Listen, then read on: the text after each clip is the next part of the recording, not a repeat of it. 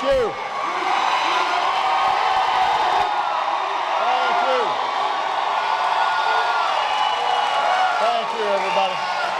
Thank you very much. Thank you so much. Well, good afternoon, everybody.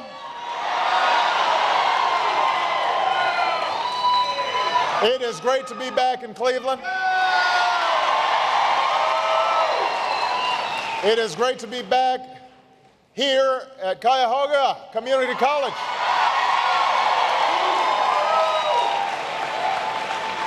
I want to first of all thank Angela for her introduction and sharing her story. I know her daughter is very proud of her. I know her daughter's here today, so give her a big round of applause.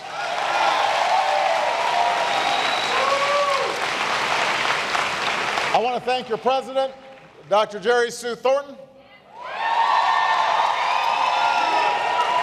And I want to thank some members of Congress who made the trip today. Representatives Marcia Fudge, Representative Betty Sutton, and Representative Marcy Kaptur. Now, those of you who have a seat, feel free to sit down.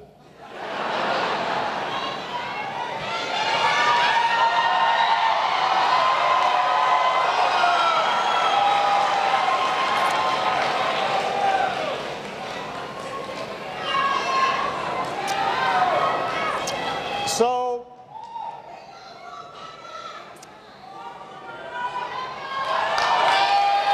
thank you.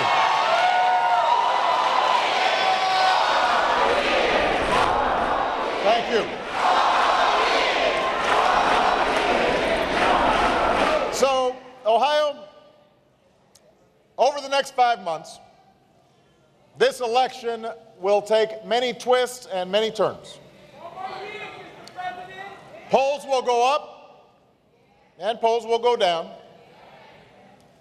There will be no shortage of gaffes and controversies that keep both campaigns busy and give the press something to write about. You may have heard I recently made my own unique contribution to that process. It wasn't the first time, it won't be the last.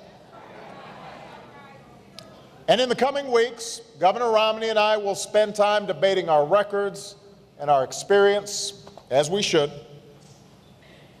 But though we will have many differences over the course of this campaign, there's one place where I stand in complete agreement with my opponent.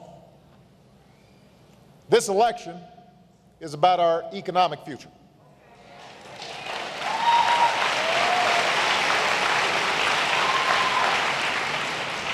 Yes, foreign policy matters.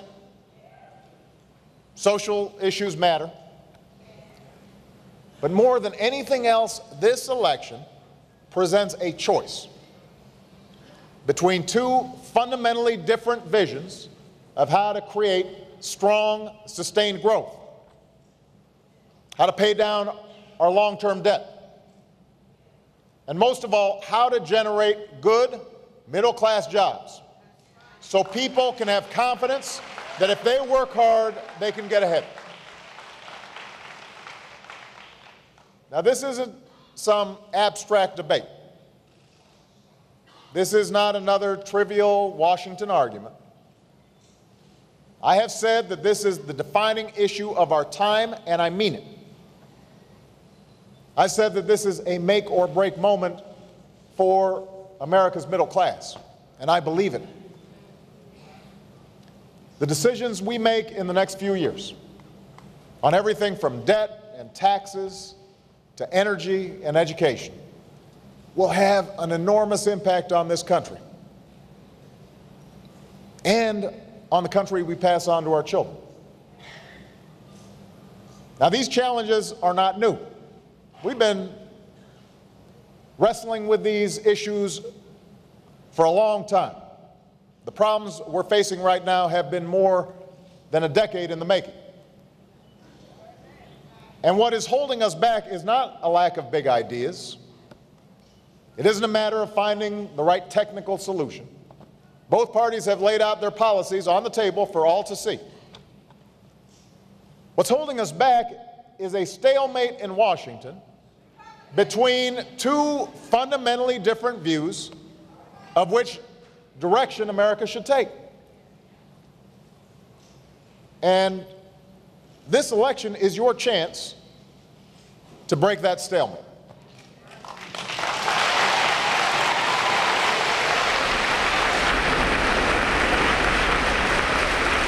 At stake is not simply a choice between two candidates or two political parties, but between two paths for our country.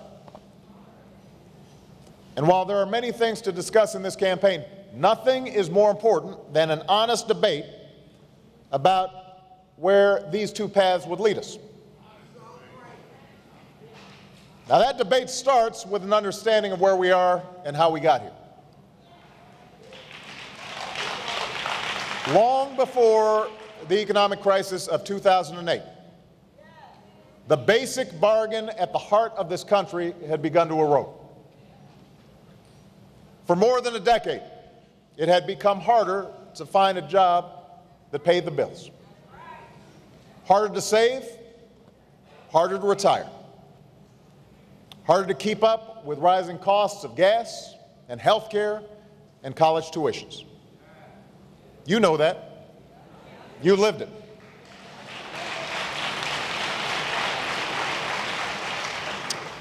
During that decade, there was a specific theory in Washington about how to meet this challenge. We were told that huge tax cuts, especially for the wealthiest Americans, would lead to faster job growth. We were told that fewer regulations, especially for big financial institutions and corporations, would bring about widespread prosperity. We were told that it was okay to put two wars on the nation's credit card, that tax cuts would create enough growth to pay for themselves. That's what we were told. So how did this economic theory work out?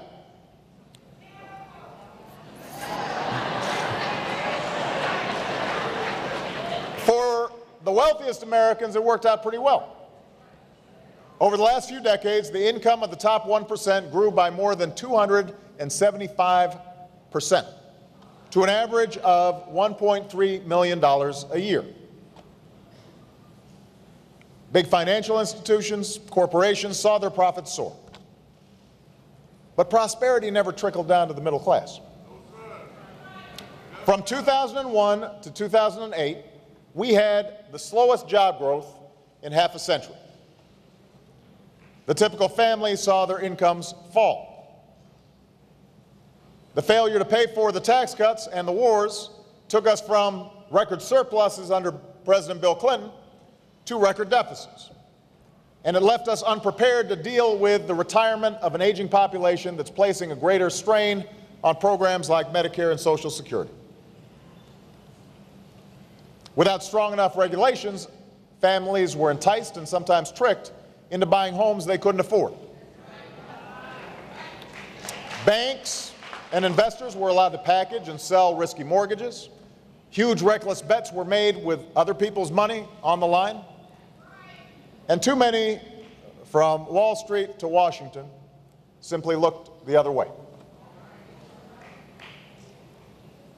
For a while, credit cards and home equity loans papered over the reality of this new economy. People borrowed money to keep up. But the growth that took place during this time period turned out to be a house of cards. And in the fall of 2008, it all came tumbling down with a financial crisis that plunged the world into the worst economic crisis since the Great Depression. Here in America, families' wealth declined at a rate nearly 7 times faster than when the market crashed in 1929. Millions of homes were foreclosed. Our deficits soared. And 9 million of our citizens lost their jobs. 9 million. Hardworking Americans who had met their responsibilities but were forced to pay for the irresponsibility of others. In other words, this was not your normal recession. Throughout history, it has typically taken countries up to 10 years to recover from financial crises of this magnitude. Today, the economies of many European countries still aren't growing, and their unemployment rate averages around 11%. But here in the United States, Americans showed their grit and showed their determination. We acted fast. Our economy started growing again 6 months after I took office, and it has continued to grow for the last 3 years.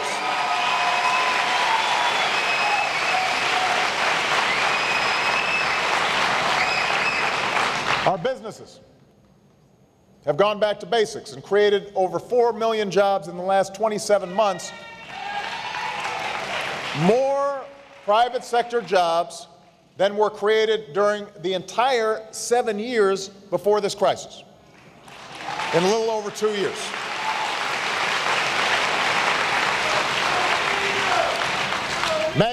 Manufacturers have started investing in America again, including right here in Ohio. And across America, we've seen them create almost 500,000 jobs in the last 27 months, the strongest period of manufacturing job growth since 1995.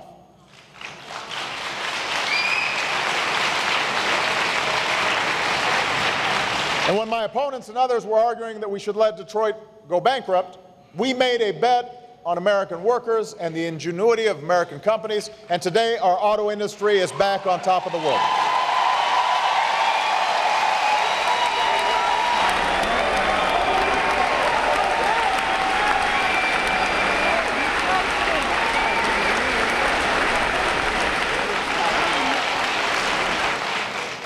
But let's be clear. Not only are we digging out of a hole that is 9 million jobs deep, we're digging out from an entire decade where 6 million manufacturing jobs left our shores, where costs rose but incomes and wages didn't, and where the middle class fell further and further behind. So recovering from the crisis of 2008 has always been the first and most urgent order of business, but it's not enough. Our economy won't be truly healthy until we reverse that much longer and profound erosion of middle-class jobs and middle-class incomes. So the debate in this election is not about whether we need to grow faster or whether we need to create more jobs, or whether we need to pay down our debt. Of course the economy isn't where it needs to be. Of course we have a lot more work to do. Everybody knows that. The debate in this election is about how we grow faster, and how we create more jobs, and how we pay down our debt. That's the question facing the American voter.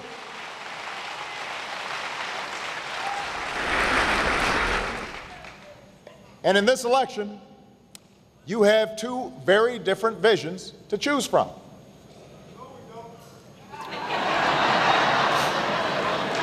Now,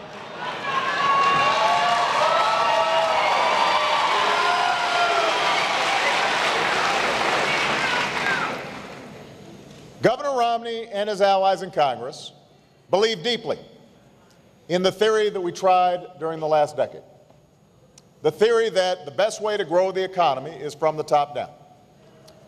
So they maintain that if we eliminate most regulations, if we cut taxes by trillions of dollars, if we strip down government to national security and a few other basic functions, then the power of businesses to create jobs and prosperity will be unleashed, and that will automatically benefit us all. That's what they believe. This is their economic plan. It has been placed before Congress.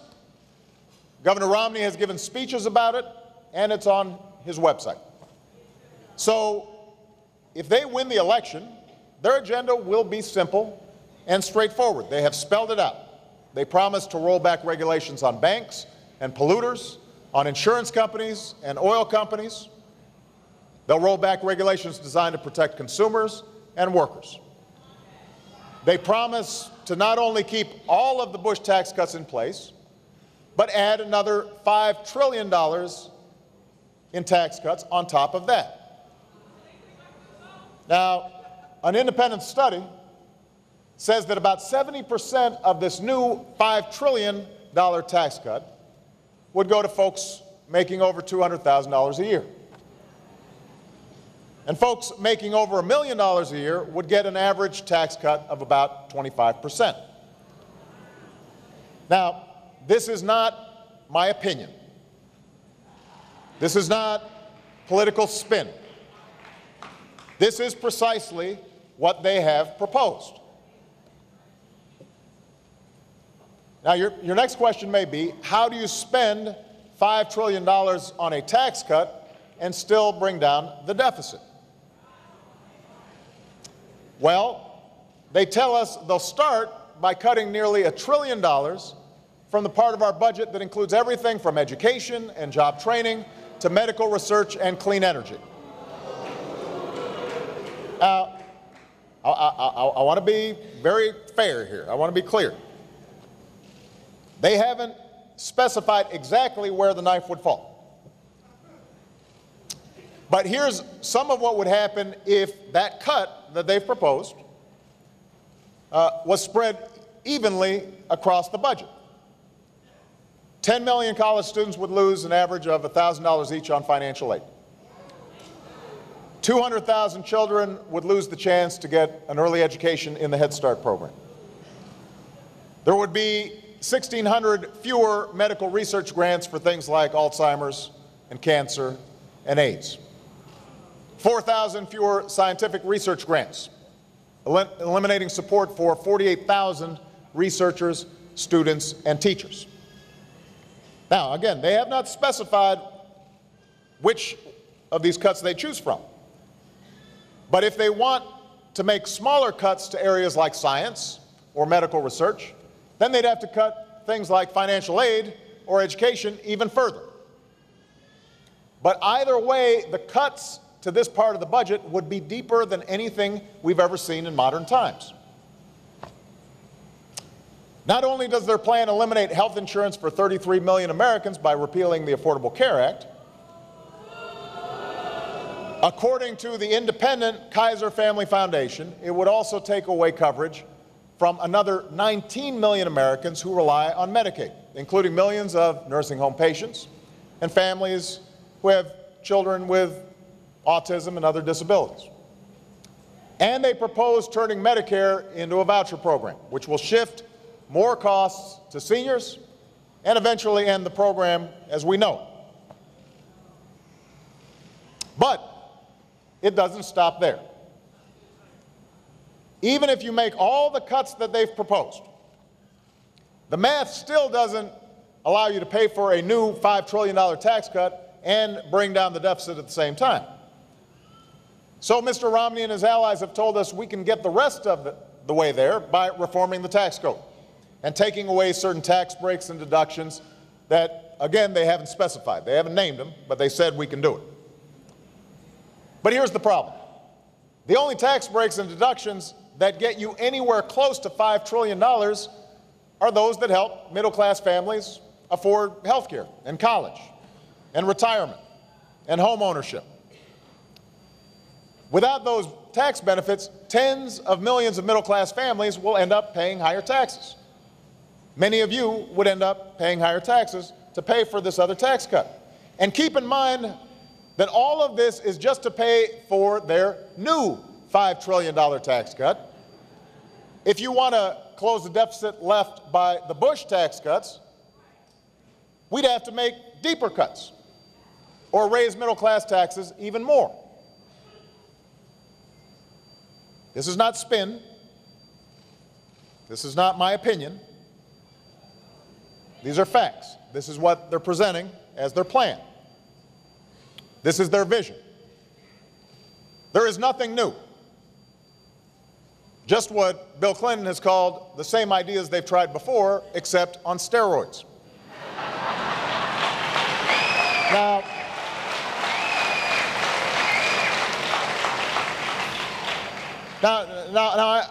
I understand I've got a lot of supporters here, but I want to speak to everybody who's watching who may not be a supporter, may be undecided, or thinking about voting the other way. If you agree with the approach I just described, if you want to give the policies of the last decade another try, then you should vote for Mr. Romney.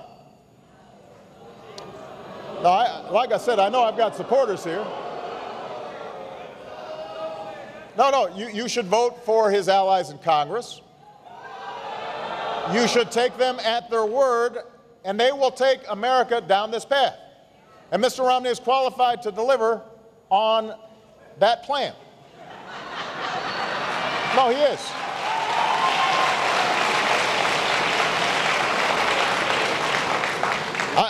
I am giving you an honest presentation of what he's proposing.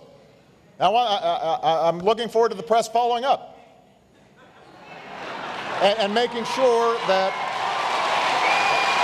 you know I'm not exaggerating. I believe their approach is wrong. And I'm not alone. I have not seen a single independent analysis that says my opponent's economic plan would actually reduce the deficit. Not one. Even analysts who may agree with parts of his economic theory don't believe that his plan would create more jobs in the short term. They don't claim his plan would help folks looking for work right now. In fact, just the other week, one economist from Moody's said the following about Mr. Romney's plan, and I'm quoting here.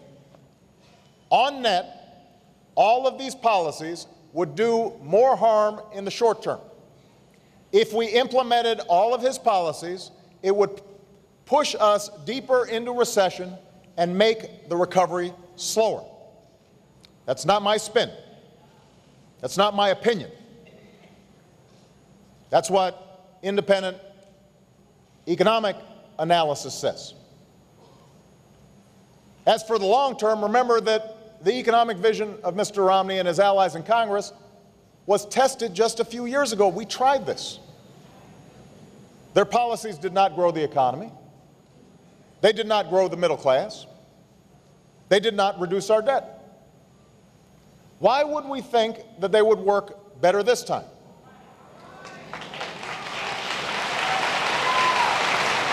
We can't afford to jeopardize our future by repeating the mistakes of the past. Not now, not when there's so much at stake.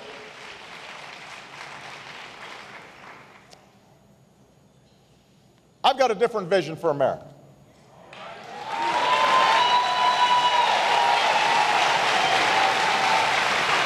I believe that you can't bring down the debt without a strong and growing economy.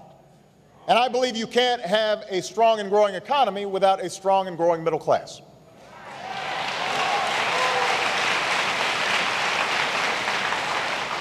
This has to be our North Star. An economy that's built not from the top down, but from a growing middle class. That provides ladders of opportunity for folks who aren't yet in the middle class. You see, we'll never be able to compete with some countries when it comes to paying workers lower wages or letting companies do more polluting. That's a race to the bottom that we should not want to win, because those countries don't have a strong middle class. They don't have our standard of living.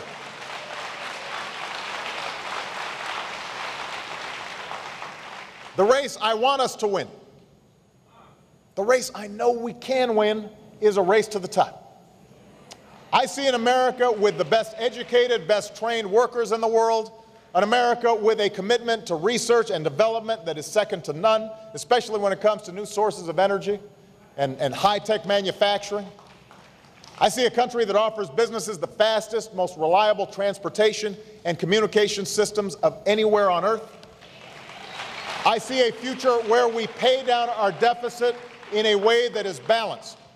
Not by placing the entire burden on the middle class and the poor, but by cutting out programs we can't afford and asking the wealthiest Americans to contribute their fair share.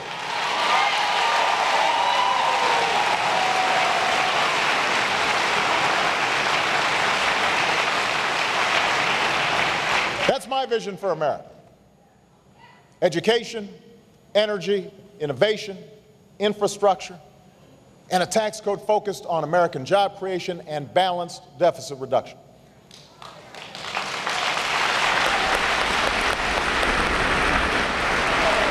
This is the vision behind the jobs plan I sent Congress back in September. A bill filled with bipartisan ideas that, according to independent economists, would create up to 1 million additional jobs if passed today. This is the vision behind the deficit plan I sent to Congress back in September. A detailed proposal that would reduce our deficit by $4 trillion through shared sacrifice and shared responsibility. This is the vision I intend to pursue in my second term as president, because I believe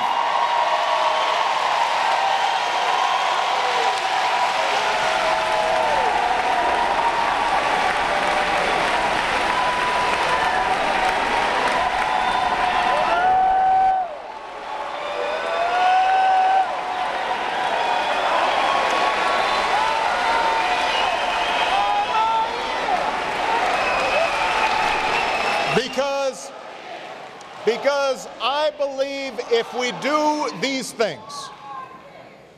do these things, more companies will start here and stay here and hire here, and more Americans will be able to find jobs that support a middle-class lifestyle.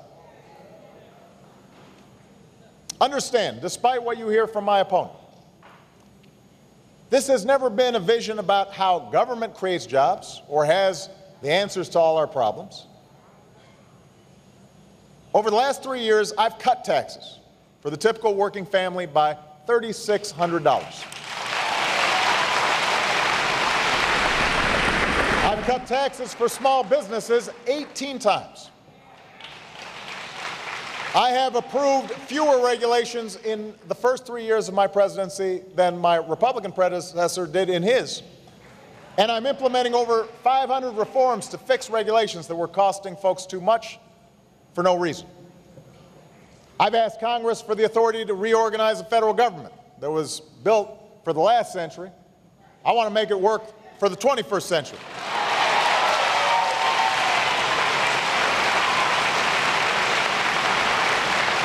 A federal government that is leaner and more efficient and more responsive to the American people.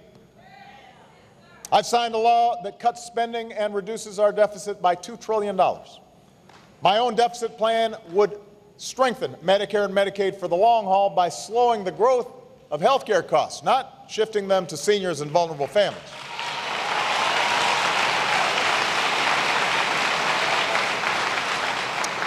And my plan would reduce our yearly domestic spending to its lowest level as a share of the economy in nearly 60 years. So, no, I don't believe the government is the answer to all our problems. I don't believe every regulation is smart or that every tax dollar is spent wisely. I don't believe that we should be in the business of helping people who refuse to help themselves.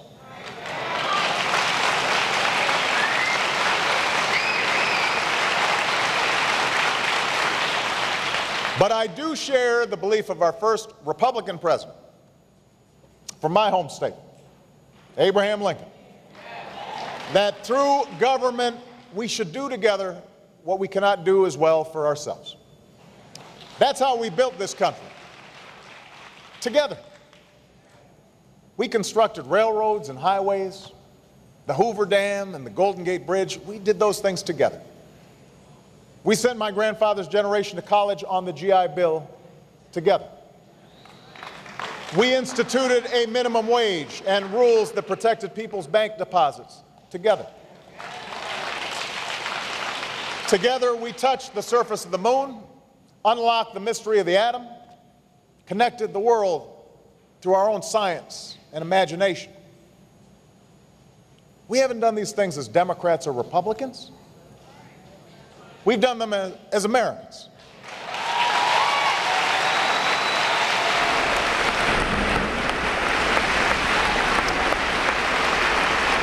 As much as we might associate the GI Bill with Franklin Roosevelt or Medicare with Lyndon Johnson, it was a Republican, Lincoln, who launched the Transcontinental Railroad, the National Academy of Sciences, land-grant colleges.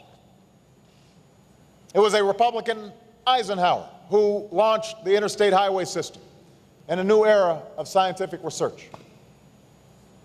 It was Nixon who created the Environmental Protection Agency. Reagan, who worked with Democrats to save Social Security, and who, by the way, raised taxes to help pay down an exploding deficit.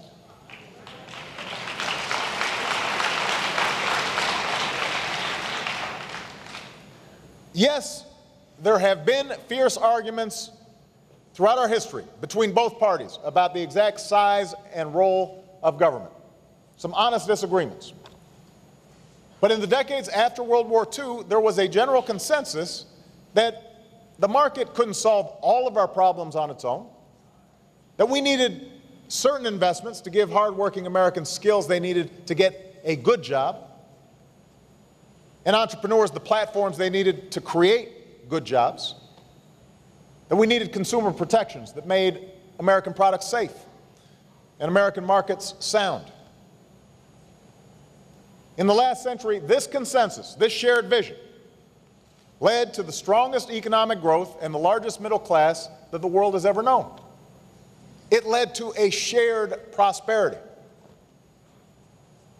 It is this vision that has guided all my economic policies during my first term as president, whether in the design of a health care law that relies on private insurance, or an approach to Wall Street reform that encourages financial innovation but guards against reckless risk-taking.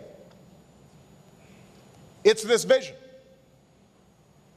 that Democrats and Republicans used to share that Mr. Romney and the current Republican Congress have rejected in favor of a no-holds-barred, government is the enemy, market is everything approach. And it is this shared vision that I intend to carry forward in this century as president, because it is a vision that has worked for the American middle class and everybody who's striving to get into the middle class.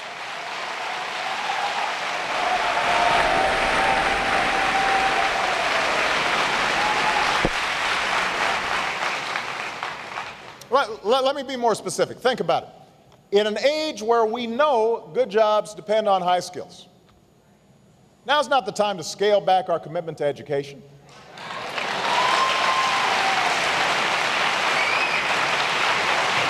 Now's the time to move forward and make sure we have the best educated, best trained workers in the world.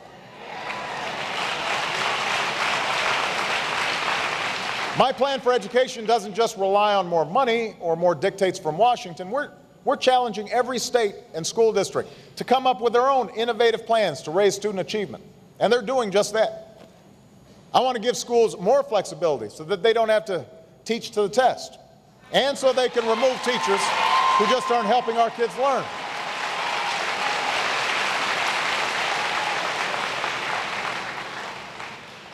But look, if we want our country to be a magnet for middle-class jobs in the 21st century, we also have to invest more in education and training.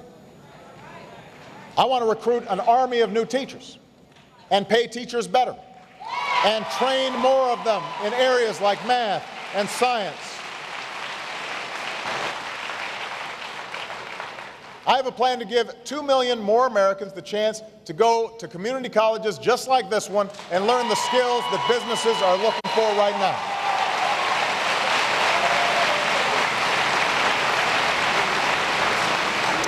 I have a plan to make it easier for people to afford a higher education that's essential in today's economy.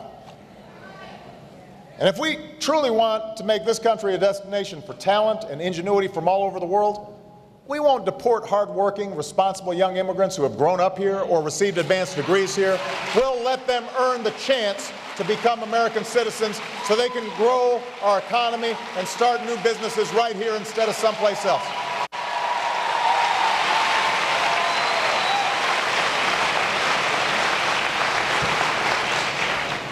Now's not the time to go back to a greater reliance on fossil fuels from foreign countries.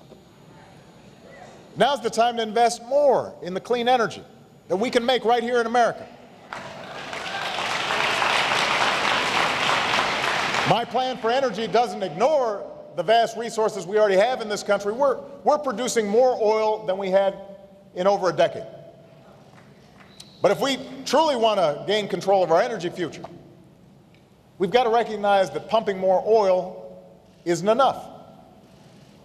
We have to encourage the unprecedented boom in American natural gas. We have to provide safe nuclear energy and the technology to help coal burn cleaner than before. We have to become the global leader in renewable energy, wind and solar, and the next generation of biofuels, in electric cars and energy-efficient buildings.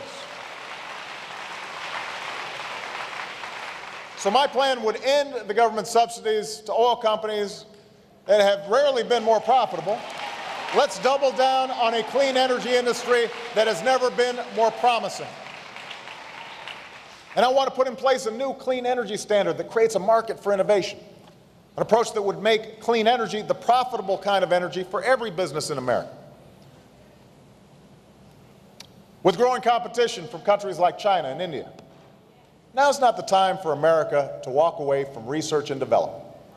Now's the time to invest even more so that the great innovations of this century take place in the United States of America, so that the next Thomas Edison, the next Wright brothers, it's happening here in Ohio or Michigan or California. My plan to encourage innovation isn't about throwing money at just any project or new idea. It's about supporting the work of our most promising scientists, our most promising researchers and entrepreneurs. My plan would make the R&D tax credit permanent, but the private sector can't do it alone, especially when it comes to basic research. It's not always profitable in the short term.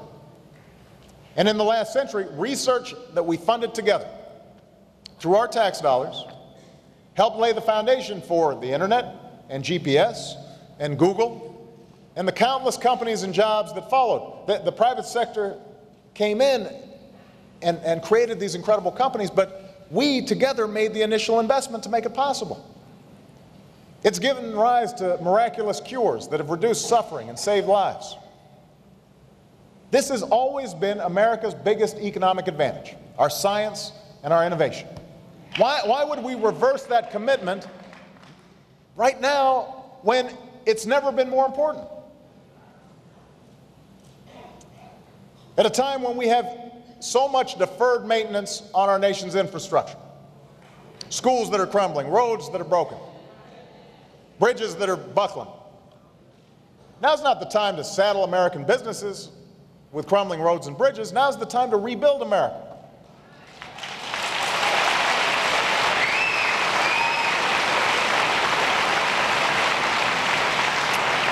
So my plan would take half the money we're no longer spending on war. Let's use it to do some nation building here at home. Let's put some folks to work right here at home.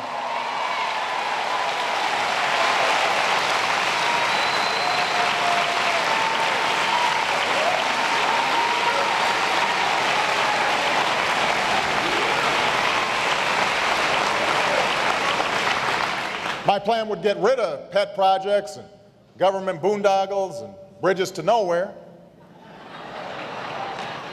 But if we want businesses to come here and to hire here, we have to provide the highways and the runways and the ports and the broadband access, all of which move goods and products and information across the globe. My plan sets up an independent fund to attract private dollars and issue loans for new construction projects based on two criteria. How badly are they needed? And how much good will they do for the economy?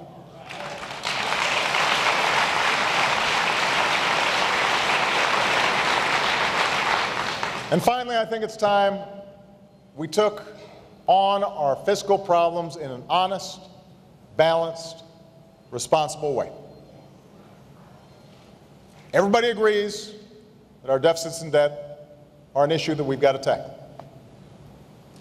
My plan to reform the tax code recognizes that government can't bring back every job that's been outsourced or every factory that's closed its doors, but we sure can stop giving tax breaks to businesses that ship jobs overseas and start rewarding companies that create jobs right here in the United States of America, in Ohio, in Cleveland, in Pennsylvania.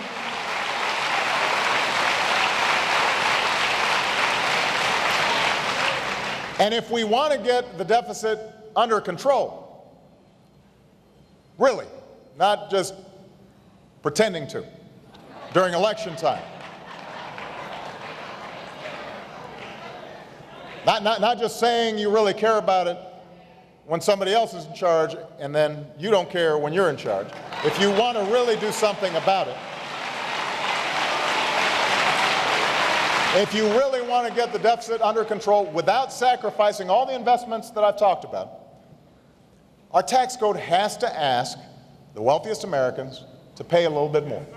Just like they did when Bill Clinton was president, just like they did when our economy created 23 million new jobs, the biggest budget surplus in history, and a lot of millionaires to boot. And here's the good news. There are plenty of patriotic, very successful Americans who'd be willing to make this contribution again.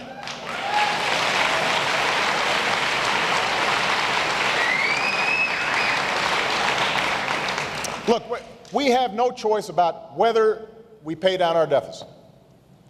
But we do have a choice about how we pay down our deficit. We do have a choice about what we can do without and where our priorities lie. I don't believe that giving someone like me a $250,000 tax cut is more valuable to our future than hiring transformative teachers or providing financial aid to the children of a middle-class family.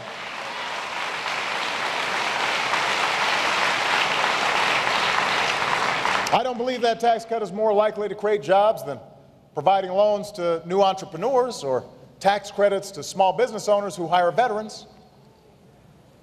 I don't believe it's more likely to spur economic growth than investments in clean energy technology and medical research or in new roads and bridges and runways.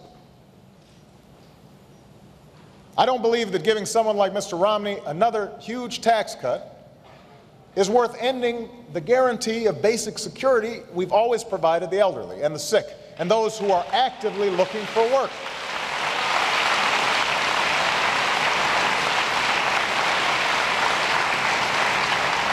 Those things don't make our economy weak. What makes our economy weak is when fewer and fewer people can afford to buy the goods and services our businesses sell. Businesses don't have customers if folks are having such a hard time. What drags us all down is an economy in which there's an ever-widening gap between a few folks who are doing extraordinarily well and a growing number of people who, no matter how hard they work, can barely make ends meet.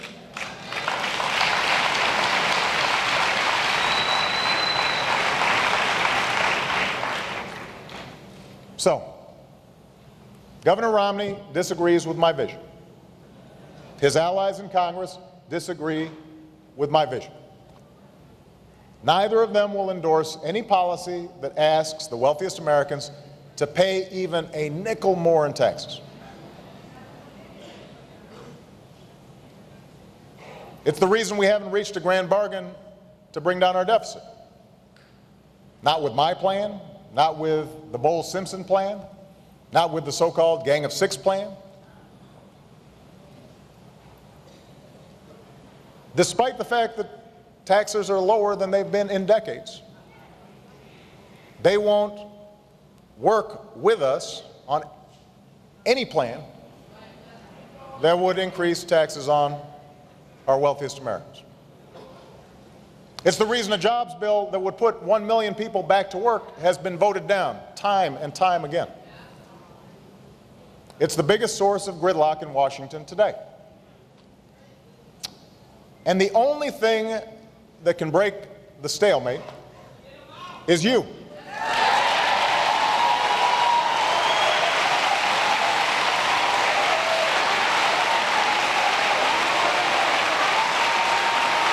Look,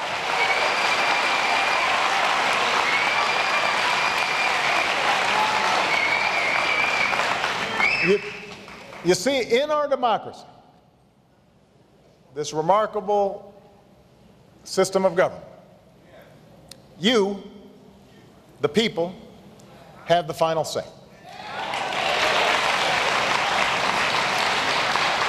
This November is your chance to render a verdict on the debate over how to grow the economy, how to create good jobs, how to pay down our deficit. Your vote will finally determine the path that we take as a nation, not just tomorrow, but for years to come.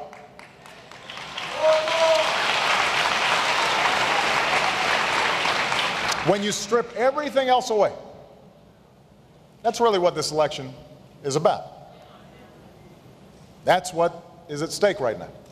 Everything else is just noise. Everything else is just a distraction. From now until then, both sides will spend tons of money on TV commercials.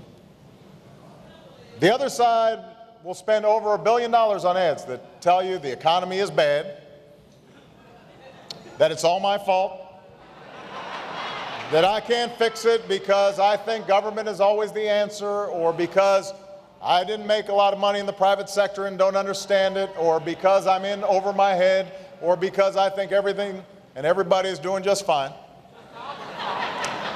That's what the scary voice in the ads will say. That's what Mr. Romney will say. That's what the Republicans in Congress will say. Well, you know, that may be their plan to win the election, but it's not a plan to create jobs. It's not a plan to grow the economy. It's not a plan to pay down the debt. And it's sure not a plan to revive the middle class and secure our future. I think you deserve better than that.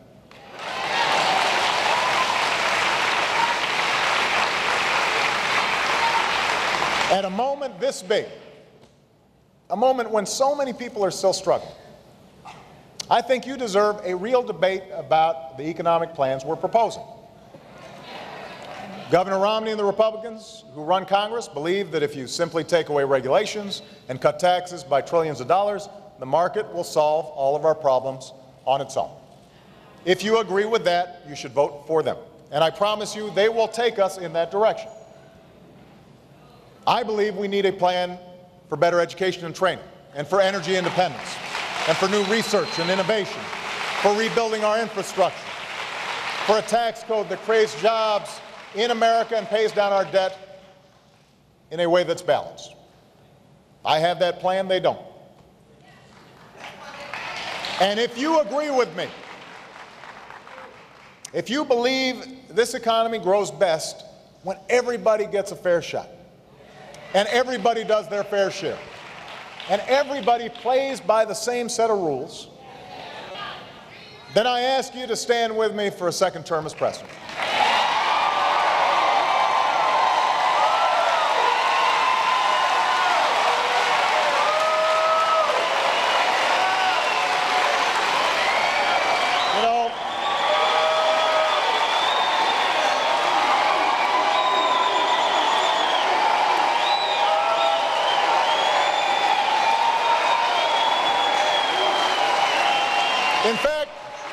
In fact, I'll take it a step further. I ask you vote for anyone else, whether they're Democrats, Independents, or Republicans, who share your view about how America should grow.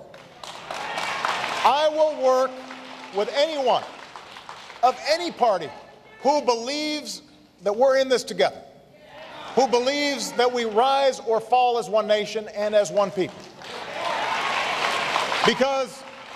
Because I'm convinced that there are actually a lot of Republicans out there who may not agree with every one of my policies, but who still believe in a balanced, responsible approach to economic growth, and who remember the lessons of our history, and who don't like the direction their leaders are taking them. And let me leave you with one last thought. As you consider your choice in November,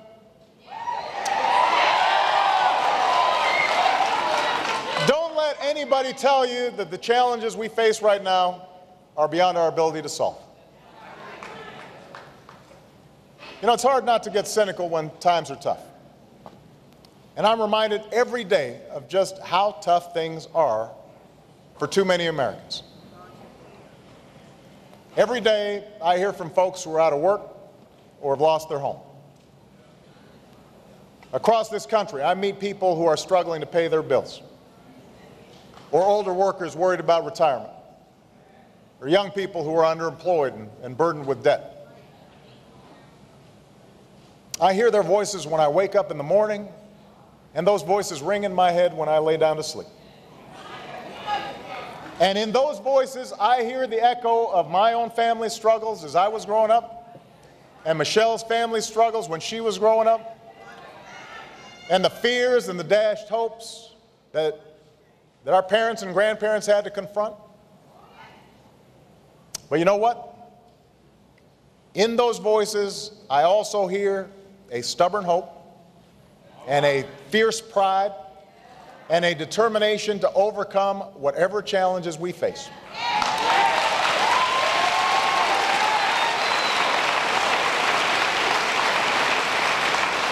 And in you, the American people, I'm reminded of all the things that tilt the future in our favor.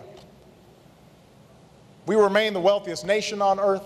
We have the best workers and entrepreneurs, the best scientists and researchers, the best colleges and universities.